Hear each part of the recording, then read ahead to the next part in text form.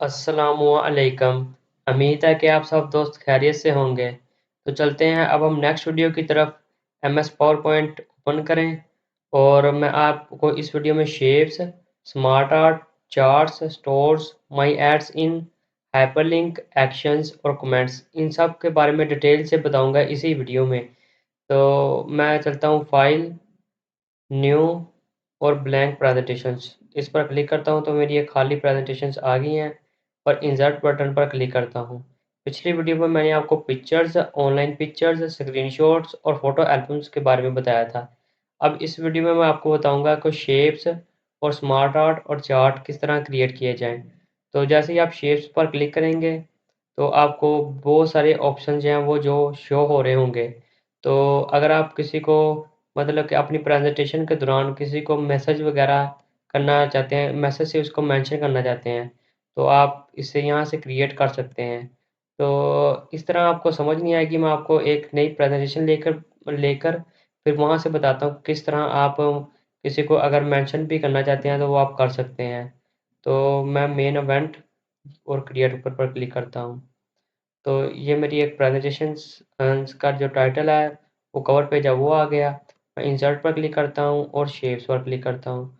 Shape पर click करने के बाद यहाँ पर मैं ये मेंशन करना चाहता हूँ, मैं टाइटल्स टाइटल्स लिखना चाहता हूँ ANGLISH इंग्लिश। और इंग्लिश के मुतालिक मैं कुछ लिखना चाहता हूँ यहाँ पर टेक्स्ट। तो अगर आप इसमें कुछ लिखना चाहते हैं तो आप टेक्स्ट बॉक्स पर क्लिक करें और इधर फिर क्लिक करें। तो आप यहाँ पर मेंशन कर दें कि आप गुड इंग्लिश पढ़ाने के लिए गुड टीचर हैं कि बैड गुड टीचर। आप किसी को मेंशन करना चाहते हैं तो ये यहाँ ये जो आपको डॉट दिख रहा है, अब इसे इसे आप लंबा भी कर सकते हैं और अपनी मर्ज़ी से घुमा भी सकते हैं। तो मैं इसे इसे इस तरफ निशानदेही कर देता हूँ कि मैं मतलब कि इंग्लिश के बारे में गुड टीचर कह रहा हूँ। तो इसका आप कलर वगैरह भी चेंज कर सकते हैं। तो आप देख सकते हैं, आप अपनी रिक्वायरमेंट के मुताबिक इसका कलर भी चेंज कर सकते हैं। और आगे ये डिफरेंट किस्म की शेप्स हैं, वो भी 1-2 क्रिएट करके दिखा देता हूँ। तो ये देख सकते हैं। तो ये जो एरो है, क्लिक टू ऐड सबटाइटल्स, के आप इस पर अपना सबटाइटल्स ऐड करेंगे। एडिट शेप्स, अगर शेप को कोई शेप चेंज करना चाहते हैं तो यहाँ से आप अपनी मर्ज़ी से शेप भी चेंज कर सकते हैं इसको डिलीट करके। तो नेक्स्ट यहाँ से आपको कलरिंग चेंज का पता पता चल गया। नेक्स्ट शेप फिल, मतलब कि अगर आप शेप को फिल करना चाहते हैं कोई और कलर में, तो ये अपनी मर्ज़ी से मुताबिक आप इसको जो शेप है इसकी, उसका कलर भी चेंज कर सकते हैं। शेप आउटलाइन, इसकी आउटलाइन क्या रखना चाहते हैं, रेड। तो ये देख सकते हैं मेरी जो आउटलाइंस हैं वो रेड होगी। शेप अफेक्ट है, इसकी अफेक्ट क्या करना रखना चाहते हैं, प्रीसेट में ये। तो ये देखें मेरी जो शेप है उसका अंदाज ही चेंज हो गया। आगे जो टेक्स्ट है इसमें वो आप किस तरह रखना, टेक्स्ट का मतलब है किस तरह रखना चाहते हैं, ये देखें ये लाल हो गया। आप अपनी मर्ज़ी के मुताबिक भी टेक्स्ट का कलर रख सकते हैं। तो उम्मीद है कि तो आपको इसकी चीज़ की समझ आ गई होगी।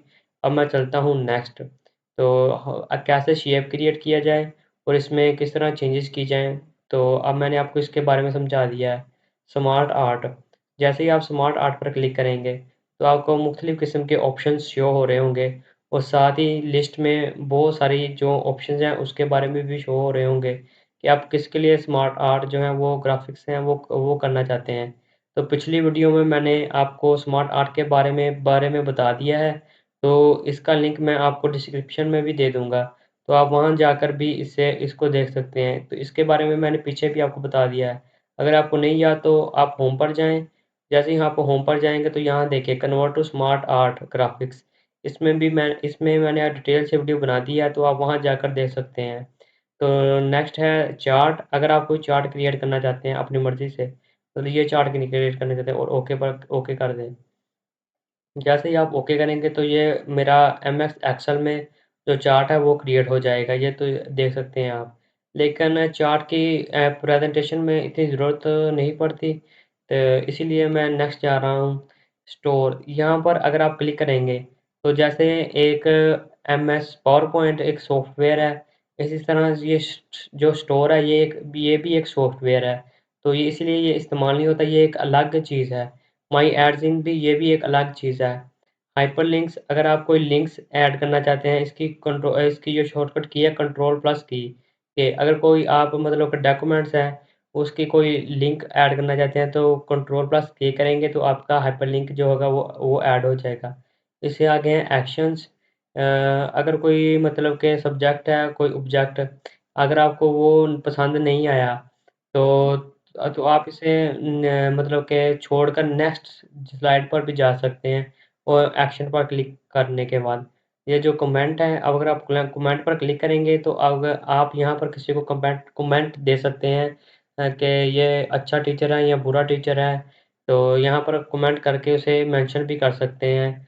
तो आगे है text box, header and footer, word art, data time, slides, objects. तो इन सब को मैं नेक्स्ट वीडियो में बताऊंगा आपको, ताकि वीडियो लंबी ना हो जाए और आपको समझ भी आती रहे। अगर आपको समझ आ गई होगी तो आप मेरे चैनल को सब्सक्राइब करें, लाइक करें और कमेंट करें। मिलते हैं अब हम नेक्स्ट वीडियो में। अल्लाह हाफिज़।